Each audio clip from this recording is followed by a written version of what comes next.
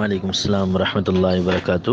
لونڈی اسے کہتے تھے کہ کافر مسلمانوں کے ساتھ جنگ کرتے ہیں تو اگر ان کے مرد مارے جاتے ہیں تو پھر ان کی عورتوں کی باقاعدہ کفالت مسلمانوں کے ذمے ہو جاتی ہے۔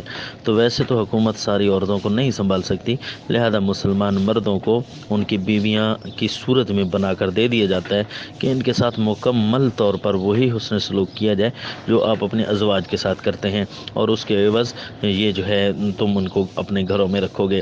اسی طرح مرد ہیں، بوڑھے ہیں یا بچے ہیں تو ان کو بھی اسی طرح گھر کا فرد بنا کر رکھ سکتے ہیں کہ وہ کسی کا بھائی باپ بنے، یا اس کے ساتھ اپنی جو ہے شادی بیاہ بھی کرا سکتے ہیں، وہ اس لیے کہ وہ تمہارے کام کریں گے اور تم انہیں گھر کا فرد سمجھ لینا۔